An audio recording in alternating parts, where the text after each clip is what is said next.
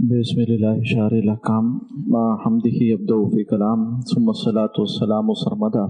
على نبي قد أتانا بالهدى وعلى آله وصحبه الكرام على ممر الدهر والأعوام أما بعد فأعوذ بالله من الشيطان الرجيم بسم الله الرحمن الرحيم ضرب لكم مثلا من أنفسكم هل لكم مما ملكت أيمانكم من شركاء فيما رزقناكم فأنتم فيه سواء تخافونهم كخيفتكم أنفسكم كذلك نفصل الآيات لقوم يعقلون صدق الله العظيم رب اشرح لي صدري ويسر لي أمري واحلل عقدة من لساني يفقهوا قولي اللهم أرنا الحق حقا وارزقنا اتباعه وأرنا الباطل باطلا وارزقنا اجتنابه آمین یا رب العالمین۔ اللہ سبحانہ وتعالیٰ کے نام نامی سے آج ہم مطالعے کا آغاز، درس کا آغاز تیسرے رکوع سے، سورہ روم کے تیسرے رکوع سے کر رہے ہیں، اور یہیں پر 21ویں پارے کا ربع اول بھی مکمل ہوتا ہے۔ گزشتہ نشست میں ان آیات کا، یعنی ان علامات کا جو اللہ سبحانہ و تعالیٰ نے مخلوق کی اصلاح کے لیے اور اس کی نصیحت کے سامان کے لیے آفاق میں اور انفس میں رکھی ہیں، ان کا تذکرہ تھا، یعنی آسمانی اور زمینی نشانیاں، اور اس کے بعد اب پھر ایک مثال توحید پر دی جا رہی ہے، یعنی وہ خالق و مالک جو اتنا زبردست ہے، جس نے اس پوری کائنات کو تخلیق فرمایا، اس کی توحید کا ماننا اس کے لیے یہی کافی تھا۔ جو کچھ تم مشاہدہ کرتے ہو کہ اس کی قدرت کو دیکھو اور اس کے بعد اس کا ایک ہونا، یہ تمہیں بابر آنا چاہیے، مگر پھر بھی ایک مثال جو تمہاری روزمرہ کی ہے اس سے بات سمجھائی جا رہی ہے۔ فرمایا ضرب لکم مثلا، اللہ نے مثال بیان کی تمہارے لیے، من انفسکم، تمہارے ہی روزمرہ سے، یعنی تم میں سے ہی وہ بات ہے، تم لوگ آپس میں جو معاملہ کرتے ہو اس سے متعلق ہے۔ من انفسکم، تمہارے مشاہدے میں سے ہے، تمہارے روزمرہ میں سے ہے، تمہارے سمجھے ہوئے میں سے ہے، تمہارے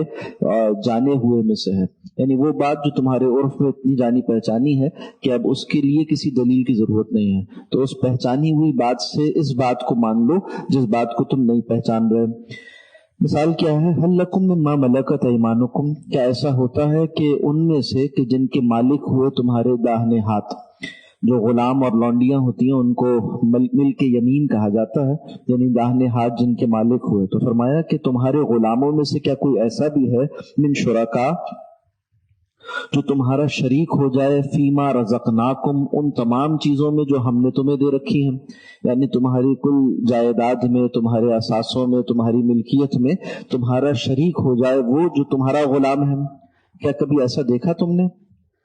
فانتم فیہ سوا، اور اس کا نتیجہ یہ نکلے کہ تم اور تمہارا غلام، تم اور تمہارے غلام وہ برابر ہو جائیں ملکیت میں، اعزاز میں، اور کہیے کہ مرتبے کے اعتبار سے۔ کبھی ایسا ہوا؟ جب تم نے اپنے مشاہدے میں ایسا نہیں دیکھا تو یہ کیسے سوچ سکتے ہو؟ وہ غلام کے جو اصلاً تو تمہاری جنس میں سے ہے، یعنی وہ بھی انسان ہے، تم بھی انسان ہو، پیدائشی تو وہ غلام نہیں تھا اور غلام بنا لیا گیا، یا اس کے بعد بھی عقل میں اور صلاحیتوں میں تمہارے اور اس میں کوئی فرق تو ہے نہیں، انسان ہونے کے ناطے تم سارے کے سارے ایک جیسے ہو، پھر بھی صرف اس فرق و مراتب کی وجہ سے کہ اس کو غلامی یا نوکری کا وصف مل گیا اور تمہیں جو ہے وہ کہیے کہ افسر بنا دیا گیا، یا تمہیں جو ہے وہ آقا بنا دیا گیا، اس وجہ سے تم اس کو اپنے برابر نہیں کرتے۔ تو ذرا غور تو کرو کہ وہ اللہ جو خالق ہے، بقیہ مخلوق اس کی کسی درجے میں بھی ہمسری نہیں کر سکتی، وہ اللہ تو خالق ہے، بقیہ سب مخلوق ہے، تو کیا ایسا ہو سکتا ہے کہ مخلوق میں سے کوئی خالق کا ہمسر ہو جائے؟ جب تم اپنے ہی ہم جنس انسان کو اپنا غلام بنا کر اسے اپنے برابر نہیں کرتے، تو اللہ جس کا کوئی ہم جنس نہیں ہے، وہ اللہ جو ہر ایک کا خالق ہے، وہ کیا ایسا کر سکتا ہے؟ یا اس کے بارے میں تمہارا یہ خیال کرنا کہ اس نے اپنی مخلوق کو اپنا ہی جیسا اختیار دے دیا، یا یہ کہ کوئی اور بھی اس کے جیسا خالق ہو گیا، کتنی ناسمجھی کی بات ہے۔ پھر بتایا کہ جب تم کسی کو، تمہارا کوئی غلام ہوتا ہے اور یہ بات تم برداشت نہیں کر سکتے کہ وہ بھی ویسا ہی مالک بن جائے، فانتم فیہ سوا، کہ تم ملکیت میں برابر ہو جاؤ، تخافونہم کخیفتکم انفسکم، اور تم اس سے ایسے ڈرنے لگ جاؤ جیسا کہ تم اپنوں سے ڈرتے ہو۔ اصلاً تو لفظی ترجمہ ہوگا کخیفتکم انفسکم، جیسا تم اپنے آپ سے ڈرتے ہو، مگر مفسرین نے واضح کیا یہ اپنے آپ سے مراد ہے کہ جیسا کہ ایک آزاد آدمی سے ڈرتے ہو۔ ایک معنی یہ ہے کہ جیسے ایک آزاد آدمی سے ایک آزاد آدمی معاملہ کرتے ہوئے یہ دیکھتا ہے کہ وہ بھی پورا اختیار رکھتا ہے، میں بھی پورا اختیار رکھتا ہوں، تو آزادانہ معاملہ کیا جاتا ہے، اور اس میں یہ ڈر بھی رہتا ہے کہ اگر میں نے اس کے معاملے میں زیادتی کی تو مجھ سے پوچھ گچھ ہو جائے گی، مجھ سے جو ہے وہ اس کی داد رسی کرنے کے لیے دوسرے موجود ہیں۔ جبکہ غلام کے ساتھ، یعنی اپنے ہی غلام کے ساتھ معاملہ کرتے ہوئے انسان کو ڈر نہیں ہوتا، اس لیے کہ غلام تو اس کی ملکیت ہے۔ تو جیسے تم اپنے غلام سے نہیں ڈرتے مگر تم کسی آزاد آدمی سے ڈرتے ہو معاملہ کرتے ہوئے، اندیشے کا شکار رہتے ہو، تو کیا ایسا سمجھتے ہو کہ تم جس طرح سے ایک آزاد اور غلام کا فرق ہے اتنا فرق بھی تم نہیں سمجھ پائے؟ حالانکہ اللہ سبحانہ و تعالیٰ تو خالق ہے تم سب کا، تخافونہم کخیفتکم انفسکم۔ دوسرے معنی اس کے یہ لیے گئے کہ جیسا کہ تم اپنوں سے ڈرتے ہو سے مراد یہ ہے کہ جیسے کسی شریک ہوتا ہے کوئی کاروبار میں، دو مثالیں ہو گئیں، ایک یہ کہ کسی کاروبار کے کام کو چلانے کے لیے آپ نے کوئی غلام رکھا ہوا ہے، اور ایک یہ کہ اس کاروبار میں آپ کا کوئی شریک ہے آزاد آدمی۔ تو جو آزاد آدمی ہے اس کے ساتھ معاملہ کرتے ہوئے اور کاروبار چلاتے ہوئے انسان یہ خیال کرتا ہے کہ وہ بھی برابر کا شریک ہے، کوئی بات اسے بری نہ لگ جائے، تو اس بات کا اسے اندیشہ رہتا ہے۔ جبکہ غلام کے ساتھ اسے ایسا کوئی اندیشہ نہیں ہوتا، غلام تو اس کا اپنا مملوک ہے، وہ بھی مال ہے اس کا، اور وہ جو کچھ مال اس نے غلام کو دے رکھا ہے کاروبار کرنے کے لیے وہ اصلاً سارا کا سارا اسی مالک کا ہے، تو اس سے تمہیں کوئی اندیشہ نہیں ہوتا، تم اس میں بے دھڑک تصرف کرتے ہو۔ تو کہا جس طرح سے تم غلام سے نہیں ڈرتے اور آزاد سے ڈرتے ہو، یعنی تمہارے اور غلام کے مابین ایک فرق ہے، تو اسی پر قیاس کر لو، بات کو سمجھ لو کہ تم جب اپنے برابر کسی غلام کو نہیں سمجھتے تو اللہ سبحانہ و تعالی جس کا کوئی ہم جنس نہیں، غلام تو تمہارا ہم جنس تھا، اللہ جس کا کوئی ہم جنس نہیں، اس کی نوع میں سے کوئی نہیں، وہ سب کا خالق و مالک ہے، وہ کسی سے کیوں ڈرے اور وہ کسی کو اتنا اختیار و اقتدار کیوں دے دے کہ وہ اس کے برابر ہو جائے۔ کذالک نفصل الآیات، اسی طرح سے ہم مفصل بیان کرتے ہیں اپنی آیات، یعنی توحید کی مثالیں، لقوم یعقلون، ان لوگوں کے لیے جو عقل رکھتے ہیں، یعنی سمجھنا چاہتے ہیں۔ بل اتبع الذین ظلموا، بلکہ اتباع کیا ان لوگوں نے، بلکہ سے مراد کیا ہے، یعنی صحیح بات تو یہ تھی توحید پر چلنا چاہیے تھا مگر وہ نہیں چلے اور انہوں نے توحید کا راستہ چھوڑ دیا، اور پھر اتباع کی ان لوگوں نے جنہوں نے ظلم کیا۔ ظلم کرنے والے کون ہیں؟ قرآن حکیم عام طور پر یہ انداز اختیار کرتا ہے مشرکین کے لیے، ان الشرک لظلم عظیم، سورہ لقمان میں فرمایا کہ شرک ظلم عظیم ہے۔ بل اتبع الذین ظلموا، بلکہ اتباع کیا ان لوگوں نے جنہوں نے ظلم کیا، مراد کیا ہے؟ شرک کیا۔ اور ظلم کسے کہتے ہیں یہاں پر؟ کہ اپنی جانوں پر ظلم کرتے ہیں، وہ شرک کر کر کسی اور کا نقصان نہیں کرتے بلکہ اپنا ہی نقصان کرتے ہیں۔ اہواءہم، کس کا اتباع کیا انہوں نے؟ اپنی خواہشات کا، بغیر علم، بغیر علم کے، علم تو علم ہدایت، علم وحی ہے، اس کو چھوڑ کر خواہشات پر چلے۔ فمن یہدی من اضل اللہ، تو اللہ کون اس کو ہدایت دے، کون ہے اسے ہدایت دینے والا جسے اللہ نے گمراہ کر دیا؟ اللہ نے گمراہ کر دیا سے کیا مراد ہے؟ ویسے تو حقیقی اختیار، کلی اختیار اللہ ہی کا، کسی کے پاس ہدایت ہے تو اس پر وہ لرزاں ترسا رہے اور ہر وقت اللہ کا شکر ادا کرتا رہے اور اس خیال میں رہے کہ کبھی بھی وہ ہدایت کی توفیق چھن سکتی ہو، تو ہر وقت جو ہے وہ ڈرتے رہنا چاہیے، خوف کی کیفیت میں رہنا چاہیے۔ کسی کے پاس اگر ہدایت نہیں ہے، گمراہی میں ہے، تو اس کے بارے میں بھی انسان کو جو ہے یہ خیال کرنا چاہیے کہ اللہ کبھی بھی اسے ہدایت دے سکتے ہیں اور یہ بہت آگے نکل سکتا ہے، تو اسے حقیر نہ جانے۔ معلوم ہوا کہ ہدایت اور گمراہی یہ اللہ کی توفیق سے ہوتی ہے، کلیتاً، حقیقتاً۔ باقی کچھ اسباب بھی ہیں، بعض انسانوں کے سامنے اللہ ہدایت کے راستوں کو کھولتے ہیں اور جب وہ اسے ٹھکرا دیتا ہے تو پھر اللہ سبحانہ و تعالیٰ اس کو چھوڑ دیتے ہیں اس کی گمراہی میں پڑے رہنے کے لیے، تو اسے کہا جاتا ہے کہ جسے اللہ گمراہ کر دیں۔ فمن یہدی من اضل اللہ، کون ہے جو ہدایت دے اسے جسے اللہ نے گمراہ کر دیا ہو۔ وما لهم من ناصرین، اور نہیں ہے ان کے لیے کوئی مددگار، ایسے لوگوں کے لیے کوئی مددگار نہیں، وہ بے یار و مددگار ہیں۔ یعنی جب اللہ ہی کی طرف سے انہیں مدد نہ ملے تو کون ہے مدد دینے والا؟ فاقم وجہک للدین حنیفا، تو اے نبی صلی اللہ علیہ وسلم آپ اپنے چہرے انور کو، رخ انور کو بالکل سیدھا رکھیے دین حنیف کے لیے۔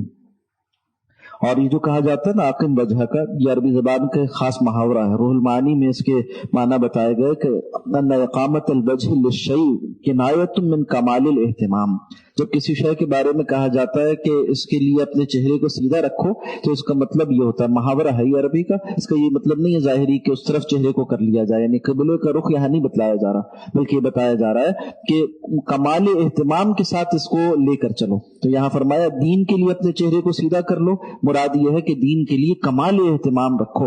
نبی اکرم صلی اللہ علیہ وسلم سرور کائنات آپ صلی اللہ علیہ وسلم کو بھی یہ ہدایت اور آپ کی وساطت سے کل نوع انسانی کو یہ ہدایت، مسلمانوں کو اور ہر ایک تک جس تک یہ دین پہنچے اس کے لیے ہدایت کہ تمہیں سب سے زیادہ اہتمام، کمال اہتمام۔ اب لفظ اہتمام تو ہم سب جانتے ہیں نا کہ جس طرح سے ہم اپنے لیے اہتمام کرتے ہیں، اپنے جسم کے لیے، اپنی صحت کے لیے، اپنے رہن سہن کے لیے، ہر ایک چیز کا اہتمام۔ اہتمام کا مطلب ہے کہ جس کی انسان کو فکر ہو اور اس کے لیے پھر وہ منصوبہ بندی کرے، اس کے لیے وقت صرف کرے، اس کے لیے محنت کرے، یہ اہتمام ہے۔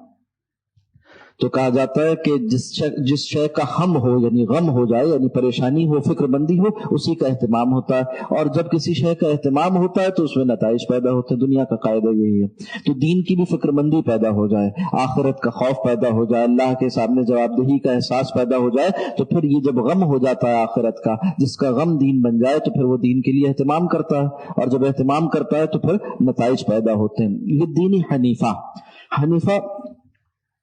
یکسو ہو کر، اس کا حال واقع ہوا، یعنی وہ شخص جسے کہا جا رہا ہے کہ تم اہتمام کرو بالکل یکسو ہو کر۔ یہ مزید تاکید ہو گئی، اہتمام میں ویسے ہی یکسوئی ہے، پھر مزید تاکید، دائیں بائیں کی باتیں اور گمراہ لوگوں کی باتیں، اہل بدعت کی باتیں، اہل زیغ و ہوا کی باتیں وہ نہ سنا کرو، اس کی طرف توجہ نہ کیا کرو، اور ان سے جو ہے اپنے کان کو بند رکھو، ہدایت کی طرف چلو، ہدایت کے راستے پر چلو۔ وہ ہدایت کا راستہ کیا ہے؟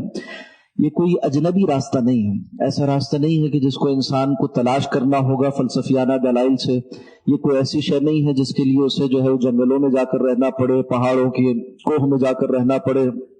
اور مشکل قسم کے کام کرنے پڑے، الٹا لٹکنا پڑے، کئی روز تک بھوکا پیاسا رہنا پڑے، ایسے کوئی کام نہیں کرنے، بلکہ یہ دین تو دین فطرت ہے۔ چنانچہ وہ دین جس کو یہاں فرمایا کہ جس کے لیے کمال اہتمام کرو، وہاں ساتھ ساتھ اس کی وضاحت بھی کر دی۔ اگلی آیت بہت خوبصورت آیت ہے اور بڑی اہم اور عظیم الشان آیت ہے۔ فرمایا فطرت اللہ التی فطر الناس علیہا، فطرت اللہ التی، وہ فطرت جس کو اللہ نے، بفطرت اللہ یعنی وہ اللہ کی بنائی ہوئی فطرت، یعنی اللہ کی تخلیق کردہ فطرت، التی فطر الناس علیہا، جس پر کہ اللہ نے انسان کو تخلیق کیا۔ فطرت اللہ سے لوگ یعنی اس کو اللہ کی فطرت منسوب کر کر سمجھتے ہیں کہ شاید ذات باری تعالیٰ کا ذکر ہو رہا ہے، نہیں۔ جیسے ہم کہتے ہیں کعبۃ اللہ، تو کعبۃ اللہ اللہ کی ذات سے منفصل علیحدہ ایک شے ہے نا، مگر اس کی نسبت اللہ کی طرف کیوں کی جاتی ہے؟ کہ اس کو اللہ نے اپنی طرف منسوب کیا ہے، شرف عطا کر دیا کہ اللہ کا گھر ہے، مگر اللہ سبحانہ و تعالیٰ کسی گھر میں رہنے سے منزہ ہے، مبرہ ہے، بس ارتکاز توجہ کے لیے ایک مقام کو کعبۃ اللہ کہا گیا۔ اسی طرح سے فطرت اللہ سے بھی کوئی نہ کوئی تعویلی معنی لینے ہوں گے، اللہ کی فطرت مراد نہیں ہو سکتے، اس لیے کہ یہ تو فطرت انسان کا یعنی مخلوق کا وصف ہے، اللہ سبحانہ و تعالیٰ اس وصف سے پاک ہیں۔ تو فرمائے یہ کیا دین کیا ہے؟ فطرت اللہ ہے، یعنی اللہ کا بنایا ہوا ہے، اللہ کی طرف سے نازل کردہ ہے، التی فطر الناس علیہا۔ اور اس کی ایک اور وضاحت اور اس کا ایک تعارف یہ ہے کہ یہ وہ دین ہے جس پر کہ انسان کو اللہ نے بنایا، التی فطر الناس علیہا، جس پر اللہ نے انسان کو تیار کیا ہے۔ اب یہاں لفظ فطرت کے دو معنی عام طور پر مفسرین نے اخذ کیے ہیں اور اس میں اختلاف رہا، یعنی ایک تو معنی تخلیق کے ہو گئے کہ اللہ نے انسان کو تخلیق جس طرح سے کیا ہے وہ بہترین تخلیق ہے، اب اس میں چاہیے تبدیلی نہ کرے۔ اگلا ٹکڑا آیت کا اسی طرح سے ہے کہ لا تبدیل لخلق اللہ، فطر الناس علیہ لا تبدیل لخلق اللہ، اللہ کی تخلیق میں اللہ نے جس طرح سے بنایا اس میں تبدیلی نہیں آئے گی۔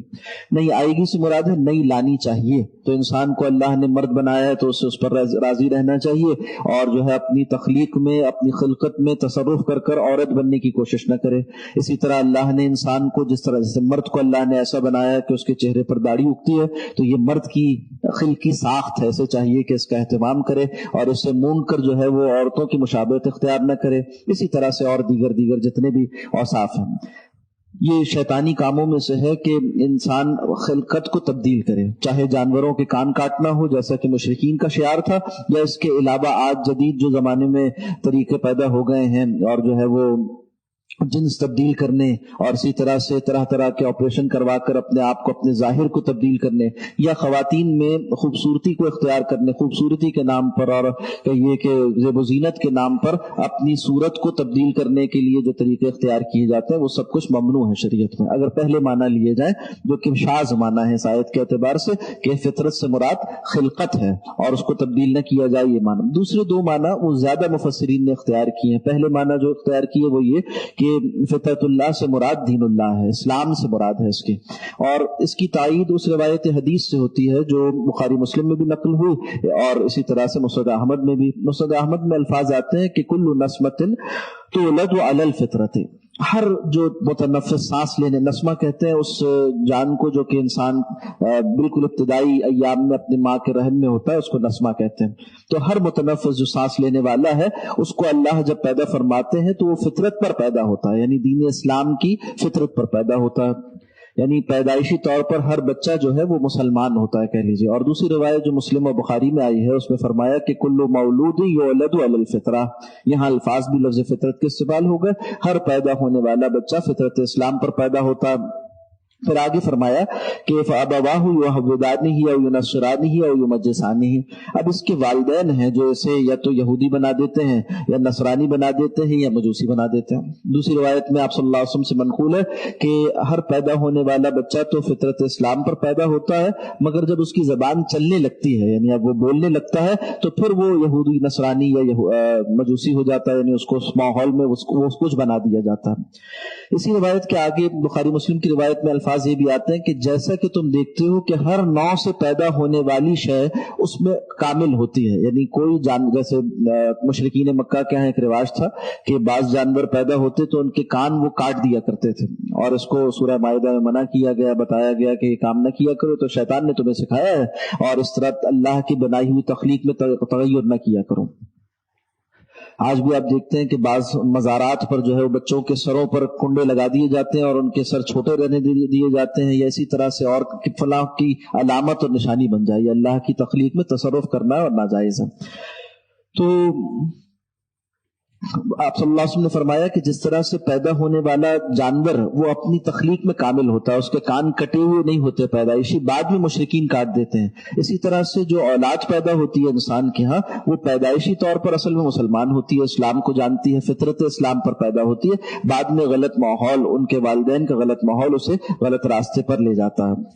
حضرت شاہ ولی اللہ دہلوی رحمۃ اللہ علیہ نے اسی آیت کی تفسیر میں اس آیت سے اس کا استنباط کیا ہے جس میں فرمایا گیا کہ آتا کل شیء خلقہ ثم ہدا، کہ اللہ سبحانہ و تعالی نے ہر شے کو اس کی خلقت ظاہری عطا کی، پھر اس کے بعد اس کو ہدایت کی نعمت سے بھی سرفراز کیا۔ جیسے مکھی کو بنایا تو ظاہری صورت اس کی بنائی، پھر اس کے بعد اسے سکھا دیا، جیسے سورہ نحل میں فرمایا گیا کہ جاؤ جا کے پھلوں سے رس چوسو اور اس کے بعد ایسے ایسے جمع کرو، اس کے راستے تک اسے بتا دیا، یعنی ہر مخلوق کو اس کے کرنے کا کام دے دیا گیا۔ اسی طرح انسان کو بھی اللہ سبحانہ و تعالی نے تخلیق فرمایا، ساتھ ساتھ اس کی فطرت کے اندر اسلام کو یعنی اپنی معرفت کو رکھ دیا۔ یہیں سے وہ معنی جو دوسرے معنی ہے وہ برآمد ہو جاتے ہیں جس کو مفسرین نے راجح قرار دیا، تیسرے معنی اور راجح ترین معنی۔ حضرت شاہ ولی اللہ دہلوی رحمۃ اللہ علیہ کے معنی بھی اس سے جا کر جڑتے ہیں، اور حکیم الامت مولانا اشرف علی صاحب تھانوی رحمۃ اللہ علیہ نے تو بیان القرآن میں یہاں لفظ فطرت کا ترجمہ ہی قابلیت سے کیا۔ تو راجح معنی کیا ہے؟ استعداد و قابلیت، کہا کہ اللہ نے خاص قسم کی استعداد اور قابلیت انسان کے اندر رکھی ہے، اور یہ پہچان ہے، معرفت بھی آپ اسے کہہ سکتے ہیں، جو اسلام کی معرفت ہے۔ ہوتا کیا ہے کہ جب بچہ پیدا ہوتا ہے تب سے یعنی اللہ کے پاس سے اس کے اندر یہ صلاحیت رکھ دی جاتی ہے کہ وہ اسلام کو دیکھے تو پہچان جائے کہ حق یہ ہے، اور اس کی فطرت اس کی طرف راغب ہوتی ہے، اور شرک سے اس کی فطرت ابا کرتی ہے، اور یہ فطرت جو وہ چیز ہے جو ویسے ہی رہتی ہے، تبدیل نہیں ہوتی۔ ہاں البتہ جس طرح کسی سونے کے اوپر، کسی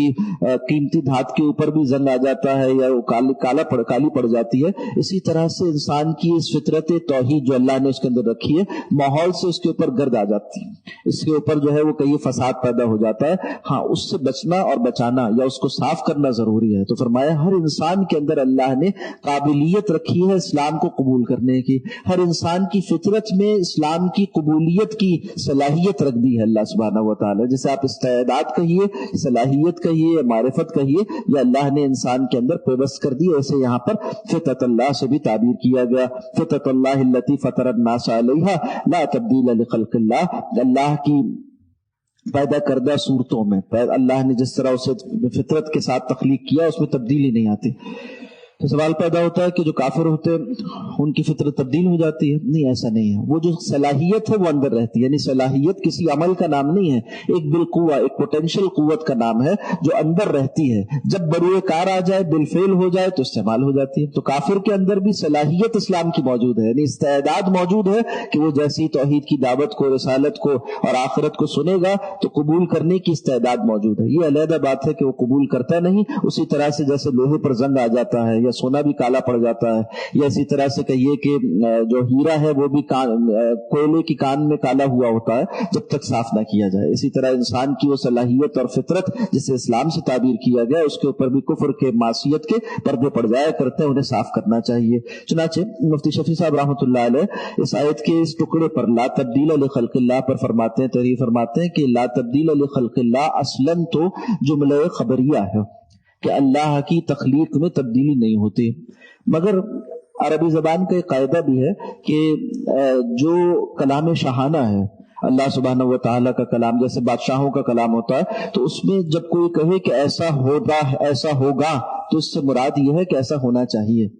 یعنی جملہ خبریہ ہے مگر معنی امریہ ہے، امر پایا جاتا ہے اس کے اندر. اللہ فرما رہے ہیں کہ لا تبدیل لخلق اللہ، تو اس کا مطلب یہ ہے کہ تمہیں چاہیے کہ اللہ کی بنائی ہوئی فطرت میں اور اس کی دی ہوئی استعداد میں خیانت نہ کرو، اس کے اندر تبدیلی پیدا نہ کرو. اللہ مسلمان پیدا کرتے ہیں ہر بچے کو، آنے والے نو انسانی کے ہر بچے کو اللہ مسلمان پیدا کرتے ہیں، تمہیں چاہیے اسے اسلام کی طرف چلاؤ. یہ تو غیر مسلموں کے لیے ہوا. پھر مسلمانوں کے لیے بھی مزید یہ کہ اللہ نے تمہارے اندر یہ صلاحیت رکھ دی، تمہیں چاہیے کہ گناہوں سے اس اللہ کی پیدا کردہ فطرت کو، صلاحیت کو آلودہ نہ کرو، اس پر غبار نہ ڈالو گناہوں کا، اس کے اوپر جو ہے وہ پردہ نہ ڈالو معصیت کا، شرک کا، بدعات کا. اور اسی طرح ساتھ ساتھ یہ بات بھی کہ غلط صحبت سے بچو. غلط صحبت کیا ہے؟ وہ انسان کی استعداد کو خراب کر دیتی ہے. جیسے کہ آپ دیکھتے ہیں نا، ایک بچہ ذہین ہے، مگر اگر وہ کن ذہن لوگوں میں رہے گا تو کیا ہوگا؟ اس کی ذہانت استعمال نہیں ہوگی، وہ بھی کن ذہن ہو جائے گا.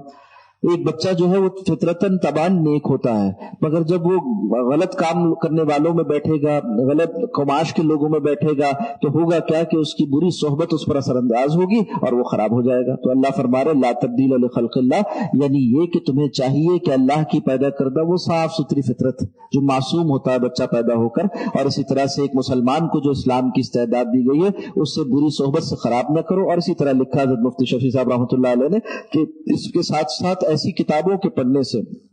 اور اہل باطل کی باتوں کے سننے سے بھی اجتناب کرے جس سے دل میں کانٹا چبھ جائے شک کا، اور پھر اس کے بعد انسان ہدایت سے گمراہی کی طرف چلے جائے. تو یہ جو اللہ نے فطرت اسلام پر ہمیں پیدا کیا ہے، یہ ایک طرح کی امانت بھی ہے، ایک طرح کی کہیے کہ بڑی زبردست خزانہ بھی ہے. اس کی حفاظت ہمارے ذمے ہے کہ ہم اپنی فطرت سلیمہ کی حفاظت کریں، فطرت اسلام کی حفاظت کریں، برے ماحول سے بچیں، بری چیزوں کو دیکھنے سے بچیں، بری باتوں کے سننے سے بچیں، برے لوگوں کے ساتھ بیٹھنے سے بچیں، بری باتوں کے پڑھنے سے بچیں. یعنی وہ ساری چیزیں جو انسان کے قلب و نظر پر اثر انداز ہوتی ہیں، اس کی شخصیت پر اثر انداز ہوتی ہیں، اس کے بود و باش پر اثر انداز ہوتی ہیں، ان سب کا لحاظ کرنا، اس اصلاً فطرت اسلام، اس استعداد کا، اس قابلیت کا پاس کرنا ہے اور اس کا لحاظ کرنا. اللہ سبحانہ و تعالیٰ نے اس کی توفیق عطا فرمائے. بڑی ہدایت اس آیت کے اندر موجود ہے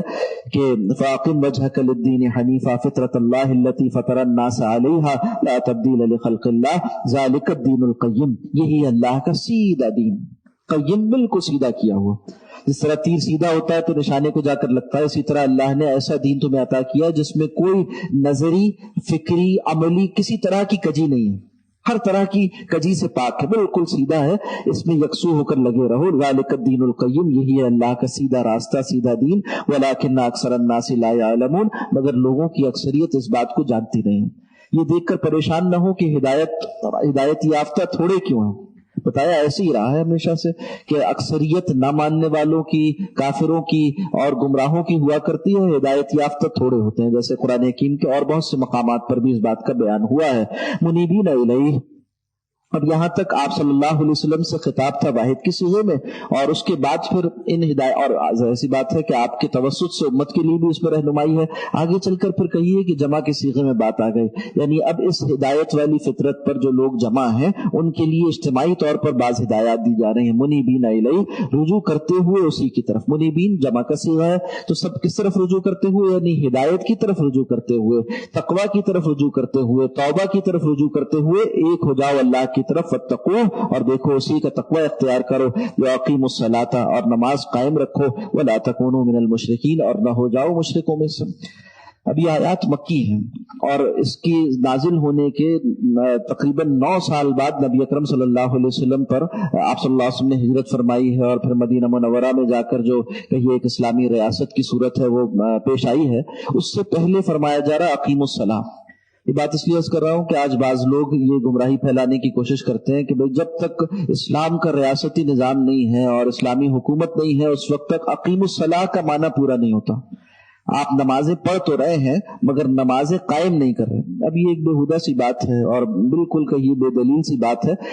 مکہ مکرمہ میں کوئی اسلامی ریاست تو قائم ہوئی نہیں تھی اور آپ صلی اللہ علیہ وسلم نمازیں پڑھا بھی رہے ہیں، صحابہ پڑھ بھی رہے، 9 سال تک نمازیں پڑھتے رہے اور قرآن حکیم فرما رہا اقیموا الصلاۃ۔ تو کیا اس کا حکم جو قرآن کا حکم تھا وہ پورا نہیں کیا جا رہا تھا؟ پورا ہو رہا تھا، من وجہ الکمال ہو رہا تھا، پورا مکمل ہو رہا تھا۔ تو معلوم ہوا کہ نماز کو پورے اہتمام کے ساتھ اس وقت جس طرح کا اہتمام کیا جا سکتا تھا دار ارقم میں پڑھی جا رہی ہے۔ پھر ایک موقع آیا حضرت عمر رضی اللہ تعالیٰ عنہ کے اسلام لانے کے بعد کہ مکہ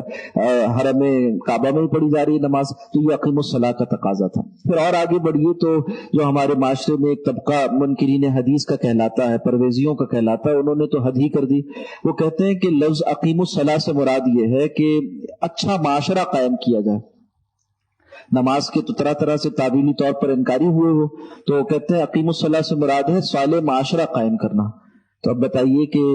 اس آیت کے سیاق سے، سباق سے اور جس موقع پر اس کا نزول ہے اس سے اس کا کیا تعلق ہے؟ اقیموا الصلاۃ کا سادہ معنی وہی ہے جو آپ صلی اللہ علیہ وسلم نے صلوا کما رأیتمونی اصلی فرمایا، جیسے مجھے نماز پڑھتے دیکھتے ہو ویسے نماز پڑھو۔ تو نماز پڑھنے سے اس کا تعلق ہے۔ آگے فرمایا ولا تکونوا من المشرکین اور نہ ہو جاؤ مشرکوں میں سے۔ اب طرح کی کہیے کہ افکار ہیں جو معاشرے میں پھیلے ہوئے ہیں۔ ایک خاتون ہے جو درس قرآن میں بڑی معروف بھی ہیں، انہوں نے یہ خیال عام کر دیا ہے معاشرے میں کہ اگر کوئی نماز نہ پڑھے تو وہ مشرک ہو جاتا ہے، اور آیت اس سے استدلال کرتی ہیں کہ اقیموا الصلاۃ فرمایا اور ساتھ فرمایا ولا تکونوا من المشرکین، تو جو نماز نہ پڑھے وہ مشرک ہو گیا۔ اس میں ایسا نہیں ہے، یعنی اس کا یہ مطلب فقہا نے کبھی نہیں سمجھا۔ کسی تفسیر معتبر میں اٹھا کر آپ دیکھ لیجیے، آپ کو یہ معنی نہیں ملیں گے کہ کسی نے ایک وقت کی نماز چھوڑ دی یا مستقل نماز نہیں پڑھا تب بھی وہ کافر نہیں ہو جاتا ہے ایک مسلمان، جب تک کہ وہ نماز کا انکار نہ کرے۔ انکار صلاۃ موجب کفر ہے، کافر بناتا ہے کسی کو، مگر نماز کا ترک کرنا کسی کو کافر اسی وقت نہیں بنا دیتا۔ ہاں یہ ضرور ہے کہ اگر کوئی شخص نماز چھوڑ دے پھر اس کے بعد آہستہ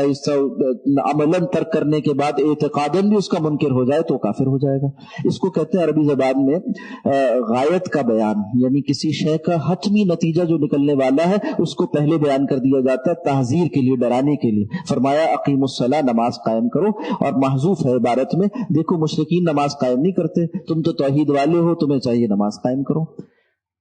ولا تکونوا من المشرکین، یعنی مشرکین کی صفت ہے کہ وہ نماز قائم نہیں کرتے۔ تم تو موحدین میں سے ہو، جیسے کہ توحید کے دلائل اوپر دیے گئے تم اسے مانتے ہو، فطرت اسلام پر ہو، نماز قائم کرو اور مشرکین کا طریقہ اختیار نہ کرو۔ یعنی شاعر اسلامی میں سے عظیم ترین شعار وہ نماز کا قائم کرنا ہے، اسے اختیار کرو اور اپنی تہذیب کو علیحدہ کر لو مشرکین کے طریقے سے کہ وہ نماز کے طریقے سے خالی ہے۔ یہ اس کے سادہ سے معنی تھے ولا تکونوا من المشرکین۔ بہرحال اس میں نماز کی اہمیت کو واضح کیا جا رہا ہے۔ من الذین فرقوا، اور نہ ہو جاؤ ان لوگوں میں سے جنہوں نے، من الذین فرقوا دینہم، جنہوں نے ٹکڑے ٹکڑے کر دیا اپنے دین کو، وکانوا شیعا، اور وہ ہو گئے کئی گروہ۔ شیعہ جمع ہے شیعتن کی، شیعہ کہتے ہیں ایسے گروہ کو جس کا کوئی ایک مقتدا ہو۔ تو مختلف افراد کی، جیسے اسلام میں ابتداءً جو بعض کہیے دور صحابہ میں مشاجرات کا واقعہ پیش آیا، اس میں کچھ افراد شیعان علی کہلائے، کچھ شیعان عثمان کہلائے، یعنی کسی فرد کی جانب منسوب بعض افراد، اس کے معتقدین اور اس کے مقتدی، انہیں کہا جاتا ہے شیعہ۔ لفظ شیعہ کے ایک معنی یہ ہے اور یہ لغوی معنی یہ ہے۔ یہاں جن معنی میں یہ استعمال ہو رہا ہے وہ یہ ہے کہ تم سے پہلے ایسا نہیں ہوا کہ اول روز سے ہدایت بہت مختلف تھی، بلکہ ہدایت اول روز سے ایک تھی۔ اللہ نے ایک ہی دین آسمان سے نازل کیا تھا، وہ دین توحید ہے۔ بعد میں انبیاء کرام علیہ السلام کے طریقے میں بگاڑ پیدا کرنے کی کوشش کی شیطان کے وسوسوں میں آ کر لوگوں نے، اور پھر وہ علیحدہ افراد کی جانب منسوب ہو کر خراب ہو گئے۔ ایسے افراد کی جانب کہ جنہوں نے اس دین میں بگاڑ پیدا کیا تھا. آج جیسے عیسائیت کو آپ دیکھ لیجئے تو حضرت عیسیٰ علیہ السلام کے لائے ہوئے طریقے پر نہیں ہے، بلکہ سینٹ پال نامی ایک آدمی جس نے حضرت عیسیٰ علیہ السلام کے رفع سماوی کے بعد طرح طرح کے خیالات پیدا کیے، اور یہ خیال کہ جو حضرت عیسیٰ کی نعوذ باللہ مصلوبیت کا، صلیب دیے جانے کا عقیدہ رکھ لے بس اس کا بیڑا پار ہے. اب شریعت بھی اس پر سے منسوخ کر دی گئی، اور اسی طرح سے آخرت میں بھی کوئی سوال اس سے ہونے والا نہیں. تو اب یہ وہ ایک کہیے باطل آدمی تھا اور اس کی جانب منسوب لوگ تھے، اور ان لوگوں نے بگاڑ پیدا کیا. اسی طرح بتایا جا رہا ہے کہ امت محمدیہ علیہ صاحب الصلاۃ والسلام اسے چاہیے کہ فرقہ بندی سے، فرقہ واریت سے محفوظ رہے، اور یہ جو پچھلے گروہوں کا طریقہ تھا اس طریقے کو اختیار نہ کرے کہ کل حزب بما لدیہم فرحون، ان میں سے ہر گروہ اس کے پاس جو تھا اسی پر وہ خوش تھا،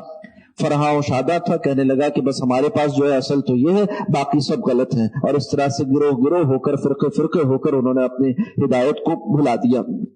وَإِذَا مَسَّ النَّاسَ ضُرٌّ، اب پھر توحید کے دلائل دیے جا رہے ہیں. فرمایا کہ انسان کا حال کیا ہے. توحید کی ایک دلیل اوپر ہم نے دیکھی جو کہ آسمان و زمین کے آفاقی دلائل تھے، انفسی دلائل تھے. پھر اس کے بعد ایک دلیل دی گئی غلام کے ذریعے سے کہ جو تمہارے مشاہدے کی دلیل ہے. پھر اس کے بعد فطرت کی دلیل گئی کہ اپنے اندر سے اس توحید کی دلیل کو سمجھو، تمہاری فطرت میں توحید رکھی گئی ہے، ایک خدا کو ماننا، اسے پہچاننا تمہارے اندر رکھ دیا گیا ہے. اب یہاں پر ایک اور طرح سے دلیل دی جا رہی ہے، وہ بھی مشاہداتی اور تجرباتی ہے. انسان کے عام مشاہدے اور تجربے کی، یعنی مشرکین کا معاملہ اس طرح سے تھا کہ وَإِذَا مَسَّ النَّاسَ ضُرٌّ، جب انسان کو کوئی تکلیف پہنچے، دعوا ربہم، تو پکارتے ہیں اپنے رب کو، منیبین الیہ، اسی کی طرف یکسو ہو کر. اب انہیں سارے دیگر معبودان بھول جاتے ہیں.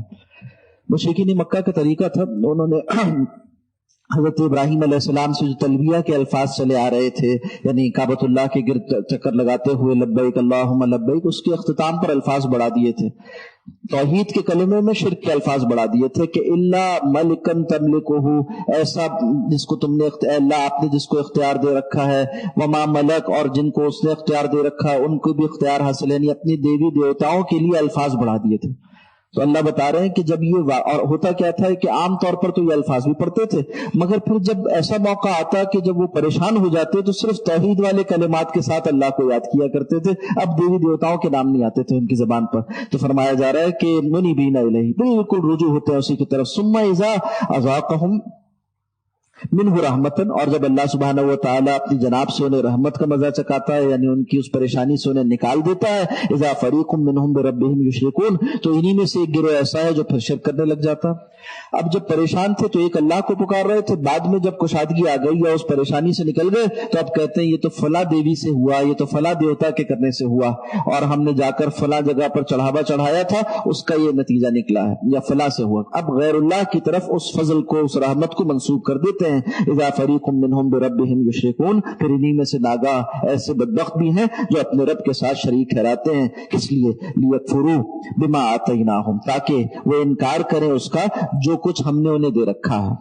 یہاں پر لام جو ہے نا، وہ لام ہے دو طرح سے اسے مانا گیا، ایک لام امر ہے، مگر امر تحدید کے لیے بھی آتا ہے تاکہ وہ یعنی جس طرح سے کہا جاتا ہے نا، کیا اللہ فرما رہے کیا ہم نے یہ نعمت تمہیں اس لیے دی تھی کہ تم ہمارا انکار کرتے، ڈانٹنے کا انداز ہے، تحدید کے لیے امر. اور دوسرا یہ ہے کہ لام عاقبت ہے، یعنی یہ کہ اس کا نتیجہ یہ نکلے گا، ہوا یہ کہ رحمت تو ہم نے دی مگر نتیجہ یہ نکلا کہ لیکفروا بما آتیناہم، یہ انکار کریں اس نعمت کا جو ہم نے انہیں دے رکھی ہے. فتمتعوا، تو اللہ فرما رہے اچھا ٹھیک ہے پھر تم فائدہ اٹھا لو، سوف تعلمون، ان قریب جان جاؤ گے. وہ دن آ جائے گا جس دن تمہیں اس کا جواب دینا ہوگا جو کچھ شرک تم نے اختیار کیا تھا. ام انزلنا علیہم سلطانا، کیا اللہ فرماتے ہیں کیا ہم نے ان پر کوئی ایسی دلیل نازل کی ہے، فہو یتکلم بما کانوا بہ یشرکون، جو ان سے کلام کرتی ہے اس بارے میں جو کچھ شریک ٹھہراتے ہیں، یعنی اس نے اس دلیل نے انہیں کہہ کر یہ بتایا ہوں. یتکلم بہ کے دو معنی کیے گئے. ایک ہے کہ اگر اس سے مراد یہ دلیل سے، یعنی سلطان کے معنی دلیل کے ہیں، سلطان سے مراد فرشتہ لیا جائے جو وحی لے کر آتا ہے، اور سلطان سے مراد نبی لیے جائیں جو کہ وحی کو پڑھ کر سناتے ہیں، تو اس سے مراد یہ ہوگی یتکلموا بہ، یعنی کلام کے ذریعے سے انہیں بتلاتے ہیں. تو ظاہر سی بات ہے کہ نہ جبریل امین ایسی کوئی شرک پر مبنی وحی لے کر آئے، اور نہ کسی نبی اور رسول کی تعلیم رہی کہ اللہ کے ساتھ کسی کو شریک ٹھہرایا جائے. اور دوسرے معنی اگر مصاحف لیے جائیں جن میں آیات تھیں اللہ کی نازل کردہ، تو اس سے مراد یہ ہے کہ یہ دلالت کرتی ہوں، یہ روشنی ڈالتی ہوں کسی ایسے معنی میں. تو آج تک اللہ کے کلام جتنے بھی کتابیں آئیں سابقہ اور قرآن حکیم، ان میں کوئی شرک کی دلیل نازل نہیں کی کی گئی اللہ کی طرف سے، بلکہ قرآن حکیم تو محفوظ ہے، اس میں تو ساری باتیں بتا دی گئی کہ کس طرح سے پچھلی کتابوں میں اپنے ہاتھ سے بڑھا کر باتوں کو انہوں نے شرکیہ معنی پہنا دیے، ورنہ اللہ کی کوئی کتاب کبھی شرک کی تعلیم پر مبنی نہیں ہوئی۔ امن ذلنا علیہم سلطانا، کیا ہم نے نازل کی ان پر کوئی ایسی دلیل، فہو یتکلم بما کانوا بہ یشرکون، جو بتلاتی ہوں ان کو وہ چیزیں جس کے ساتھ یہ شریک ٹھہراتے ہیں۔ وَإِذَا أَذَقْنَا النَّاسَ، اور جب ہم چکاتے ہیں لوگوں کو رحمت کا مزہ، فَرِحُوا بِهَا، تو وہ بڑے خوش ہو جاتے ہیں، پھولے نہیں سماتے، اتراتے پھرتے ہیں، اکڑتے ہیں اس پر، وَإِن تُصِبْهُمْ سَيِّئَةٌ، اور اگر انہیں پہنچے کوئی مصیبت، بِمَا قَدَّمَتْ أَيْدِيهِمْ، ان کے اپنے ہاتھوں کی وجہ سے، بِمَا قَدَّمَتْ، جو کچھ آگے بھیجا، أَيْدِيهِمْ، ان کے ہاتھوں نے۔ دیکھیے یہ اسلوب قرآن حکیم کا بتلا رہا ہے کہ جب انسان کو کوئی اچھائی پہنچے نا تو اسے چاہیے کہ من اللہ ہے، اللہ کی طرف سے، اور اگر کوئی تکلیف پہنچے تو فوراً یہ مان لے کہ یہ اسی کے ہاتھ کی برائی ہے، اس کے گناہوں کا وبال ہے، اور فوراً وہ الفاظ جو قرآن حکیم میں تلقین کیے گئے کہ لا الہ الا انت سبحانک انی کنت من الظالمین، اے اللہ تو تو پاک ہے، سبحانک تو تو پاک ہے، تیرے ساتھ کوئی شریک نہیں، اور میں ہی ظالموں میں سے تھا، میں ہی اپنے اوپر ظلم کرنے والا تھا، زیادتی کرنے والا تھا، یہ اعتراف بندگی کر لے فوراً۔ تو فرمایا کہ جب وہ اس سے کوئی تکلیف پہنچتی ہے اس کے ہاتھوں کے بھیجے ہوئے کی وجہ سے، یعنی گناہوں کا نتیجہ ہے جو انسان پر مصائب آتے ہیں، اذا ہم یقنطون، تو وہ انتہائی نا امید ہو جاتا، یقنطون مایوس ہو جاتا، اور پھر طرح طرح کی باتیں کرتا ہے، کبھی کلمہ کفر تک کہہ بیٹھتا ہے کہ نعوذ باللہ، اللہ سے شکوہ کرتا ہے کہ کیا ہم ہی ملے تھے اس پریشانی کے لیے، کیا اسی کو مارنا تھا، یا اس کے علاوہ اور دیگر۔ قاعدے کی بات یہ ہے، یہ جو الفاظ ہیں نا بعض کفریہ شرکیہ ہو جاتے ہیں، ان کو سمجھنا چاہیے، اور ایسے الفاظ جو کفریہ ہیں ان سے بچنا چاہیے، خاص طور پہ خواتین کو، کہ وہ شکوے کے الفاظ، اللہ سے شکوہ کرنا جائز نہیں ہے، اللہ سے شکوہ کرنا موجب کفر ہے، یہ کہنا کہ اللہ تو نے ایسا کیوں کیا، عقیدہ طحاویہ کی عبارت ہے کہ جس کسی نے اللہ سے سوال کیا کہ لما فعل، ایسے کیوں کیا، فقط کفر، تو اس نے کفر کیا۔ اللہ سے کوئی سوال نہیں کر سکتا، یہ نہیں پوچھ سکتا کہ اللہ تو نے ایسا کیوں کیا، یہ مخلوق ہے جس سے پوچھا جاتا ہے۔ اللہ فرماتے ہیں لا یسأل عما یفعل، اللہ سے کوئی سوال نہیں کر سکتا جو اس نے کیا، وہم یسألون، مخلوق ہے جن سے سوال کیا جاتا ہے کہ تم نے یہ کیوں کیا اور وہ کیوں کیا۔ جب تم نے اللہ کو خالق مانا جانا تو اب اس سے یہ نہیں کہہ سکتے کہ اللہ میرے ساتھ ایسا کیوں یا فلاں کے ساتھ ایسا کیوں، بس جو اس نے کیا وہی عین درست تھا، اب اس کی حکمت ہم نہیں جانتے، علیحدہ بات ہے۔ تو اگر کوئی ظاہر میں شر بھی ہے تو اصلاً خیر ہے ہمارے لیے، اگر وہ ہمیں ہدایت کی طرف لاتا ہے تو خیر کا ذریعہ بن گیا۔ اولم یروا، تو اللہ فرماتے تو کیا نہیں دیکھا اس نے، ان اللہ یبسط الرزق لمن یشاء، بے شک اللہ جس کے لیے چاہتے ہیں رزق کو کشادہ فرماتے ہیں، ویقدر، اور جس کے لیے چاہتے ہیں تنگ فرما دیتے ہیں، یعنی ناپ تول کر دے دیتے ہیں، اس کی ضرورت کے بقدر دے دیتے ہیں۔ ان فی ذلک لآیات، بے شک اس میں یعنی رزق کی فراخی میں اور تنگی میں ایک نشانیاں ہے، لقوم یؤمنون، ان لوگوں کے لیے جو ایمان لاتے ہیں۔ فآت ذی القربى حقہ، تو قرابت تو ادا کیا کرو، فآت ذی القربى، تو ادا کیا کرو قرابت داروں کو، حقہ، ان کا حق۔ یعنی استدلال کیا ہے کہ فرمایا کہ اللہ کا دیا ہوا ہے، تمہارا اپنا تو ہے نہیں، جب مال تمہارا اپنا نہیں تو اللہ نے جو فرمایا ویسے کرو، مال میں حق اللہ نے رکھا ہے اور خرچ کرنے سے کم نہیں ہوتا۔ حدیث میں آتا ہے کہ ہر روز صبح ایک جو ہے وہ آواز لگانے والا فرشتہ آواز لگاتا ہے کہ اللہم آتی منفقن خلفا، اللہ جو خرچ کرنے والا ہے نا اس کو مزید عطا فرما دیجئے، اور ساتھ ساتھ آواز لگاتا ہے کہ اللہم آتی ممسکن تلفا، اور اللہ جو روک کر رکھنے والا ہے اس کے مال کو تلف فرما دیجئے۔ اور حضرت عائشہ صدیقہ رضی اللہ تعالی عنہا سے رسول اللہ صلی اللہ علیہ وسلم نے فرمایا تھا کہ ان توقع علیک، اگر تم نے روکا تو تم سے روک دیا جائے گا، تم نے روکا تو تم سے روک دیا جائے گا۔ معلوم ہوا کہ یہ اللہ کی طرف سے آتا ہے، اور جتنا خرچ کیا جائے اللہ سبحانہ و تعالیٰ عطا فرماتے ہیں۔ تو فرمایا اب تمہیں جب یہ معلوم ہو گیا کہ رزق کی فراخی اور تنگی اللہ کی طرف سے ہے تو تم خرچ کرنے میں کیوں بخیلی سے کام لیتے ہو۔ فآت ذی القربى حقہ، قرابت داروں کو ان کا حق ادا کیا کرو۔ حضرت حسن بصری رحمۃ اللہ علیہ اس آیت کے ذیل میں فرماتے ہیں، علامہ قرطبی رحمۃ اللہ علیہ نے اپنی تفسیر میں ایک قول ان کا نقل کیا کہ اگر کسی کو اللہ نے مال دے رکھا ہے تو اسے چاہیے کہ مال سے اپنے قرابت داروں کی مدد کرے، اور کسی کے پاس مال نہیں ہے تو تب بھی اس پر حق قرابت داروں کا یہ ہے کہ جسمانی طور پر ان کی خدمت کرے، اور اگر جسمانی خدمت سے بھی معذور ہے تو چاہیے کہ زبانی ہمدردی سے کام لے۔ اور حضرت مجاہد جو امام تفسیر ہے وہ فرماتے ہیں کہ اس آیت کی روشنی میں سمجھتا ہوں کہ اگر کوئی شخص اپنے قرابت داروں میں مستحق کے موجود ہوتے ہوئے دور پرے جا کر خرچ کرے تو وہ قبول نہیں ہوگا، بڑی بات۔ اور امام حنیفہ رحمۃ اللہ علیہ فرماتے ہیں، جس پر کہ مذہب حنفی کا فتویٰ بھی ہے، کہ قرابت داروں میں ایک تو ہے نا کہ جو اس کے بالکل قریبی ہیں ان کا نان نفقہ اس پر واجب ہے، وہ تو ہر کوئی جانتا ہے، مگر امام صاحب استدلال فرماتے ہیں اس آیت سے کہ رشتہ داروں میں دور کا بھی اگر کوئی ایسا آدمی ہے جو محتاج ہے اور اس شخص کے پاس استعداد ہے، تو اس کے اوپر یہ شے صرف نفل نہیں ہوتی بلکہ واجب ہو جاتی ہے کہ اس کی مدد کرے۔ فَآتِ ذِی الْقُرْبَىٰ حَقَّهُ، اس لیے کہ اللہ فرما رہے اس کا حق اسے دے دو، اور یہ کوئی احسان نہیں کر رہے تم، بلکہ تم اللہ کے دیے ہوئے مال میں اللہ کے حکم کو پورا کر رہے ہو، تو اس کو دے کر اپنا احسان نہ جتلاؤ، بلکہ یہ اللہ کی طرف سے تم پر لازم کیا گیا تھا، واجب کر دیا گیا تھا کہ حقداروں کو حق پہنچاؤ، اور جو قرابت دار ہیں، اور قرابت داروں میں کون شامل ہے؟ اس میں بنیادی طور پر جو ہے وہ 3 طرح کے لوگ ہوتے ہیں۔ قرآن حکیم ان تینوں جہتوں کو بیان کرتا ہے۔ ایک وہ ہے جنہیں ہم ننیالی رشتہ دار کہتے ہیں، ایک جس یعنی اس فرد میں اور ان افراد کے مابین واسطہ جو ہے وہ والد کا ہے، مرد کا ہے، اور دوسرے وہ ہیں جنہیں ددیالی رشتہ دار، معذرت کے ساتھ ننیالی وہ جن کو ایک ساتھ کہیے کہ والدہ کا رشتہ ہے، اور ددیالی وہ جن کے درمیان میں والد کا رشتہ ہے، اور تیسرے وہ جن کو سحری کہا جاتا ہے۔ سورہ فرقان میں اس کا بھی ذکر ہوا، یعنی سسرال والے رشتہ دار۔ سحری وہ جو کہ فرمایا وَجَعَلْ مِنْكُمْ نَسَبًا وَصَهْرًا، نسبی رشتہ دار بنائے 2 طرح کے، ددیال اور ننیال، اور ایک سحری رشتہ دار بنائے تمہارے وہ جو کہ رشتے سے یعنی نکاح سے بن جایا کرتے ہیں۔ ان تینوں جہتوں میں قرابت دار ہو گئے۔ اب جو جتنا قریب ہے اس کا اتنا زیادہ حق ہے۔ ایک حق وہ ہے جو وراثت میں رکھا گیا، وہ تو اللہ نے متعین کر دیا۔ ایک حق وہ ہے کہ جس کے بارے میں جس کی احتیاط، جس کی ضرورت کا تمہیں علم ہو جائے، اس کو پورا کرنے کی کوشش کرو، اپنے پاس جو مال اللہ نے تمہیں رکھا اس میں سے۔ اور کون وہ لوگ ہیں؟ فرمایا فَآتِ ذِی الْقُرْبَىٰ حَقَّهُ، اور ساتھ مزید لوگوں کو بھی عطا کرو، والمسکین وابن السبیل، ان کو جو مساکین ہیں انہیں بھی خرچ، ان کو بھی دو، ابن سبیل کو یعنی راہ چلتے مسافر کو بھی دو، جو کہ ایسا آدمی اپنے گھر میں تو مالدار تھا مگر باہر آ کر وہ محتاج فقیر ہو گیا۔ ذالک خیر للذین یریدون وجہ اللہ، یہ بہتر ہے ان لوگوں کے لیے جو اللہ کی رضا چاہتے ہیں۔ وجہ اللہ لفظی معنی ہوں گے اللہ کا چہرہ، اور چہرے سے تعبیلی معنی کیا مراد ہوتے ہیں؟ رضا۔ جب آپ کسی سے راضی ہوتے ہیں تو اس کو دیکھتے ہیں اور اس کی طرف اپنا رخ کرتے ہیں، تو وجہ اللہ کا لفظ جب بھی قرآن حکیم میں آتا ہے تو اس کے معنی ہوتے ہیں، تفسیری مراد اس کی ہوتی ہے اللہ کی رضا۔ جو لوگ اللہ کی رضا چاہتے ہیں ان کے لیے یہی بہتر ہے کہ وہ اپنے مال کو اللہ کے راستے میں خرچ کیا کریں۔ وَأُولَٰئِکَ هُمُ الْمُفْلِحُونَ، اور یہی وہ لوگ ہیں جو فلاح پانے والے ہیں۔ رکوع کی تکمیل میں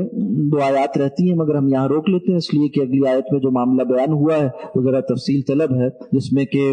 کہیے کہ ربا کے مسئلے کو، سود کے مسئلے کو بیان کیا گیا، اور اسی طرح سے معاشرتی طور پر جو بعض مالی لین دین خاندانوں میں برائی کی صورت اختیار کر جاتا ہے، جبر کی صورت اختیار کر جاتا ہے، اس کے بھی مسئلے کو بیان کیا گیا ہے۔ انشاءاللہ اس کے فقہی احکام بھی آئندہ نشست میں بیان کیے جائیں گے۔ یہیں پر اتفاق کرتے ہیں۔ اقول قولی ھذا واستغفر اللہ لی ولکم ولسائر المسلمین والمسلمات۔ دعا فرما لیجیے۔ الحمدللہ الذی ھدانا لھذا وما كنا لنهتدي لولا ان هدانا الله ربنا لا تزغ قلوبنا بعد إذ هديتنا وهب لنا من لدنك رحمة إنك أنت الوهاب اللهم اقسم لنا من خشيتك ما تحول به بيننا وبين معصيتك ومن طاعتك ما تبلغنا به جنتك ومن اليقين ما تهون علينا مصائب الدنيا ومتعنا بأسمائنا وقواتنا ما أحييتنا اللهم لا تجعل الدنيا أكبر همنا ولا مبلغ علمنا ولا غاية رغبتنا اللهم لا تسلط علينا من لا يخافك ولا يرحمنا اللهم وفقنا لما تحب وترضى من القول والفعل والنية فصلى الله على النبي الأمي وعلى آله وأصحابه أجمعين آمين يا رب العالمين۔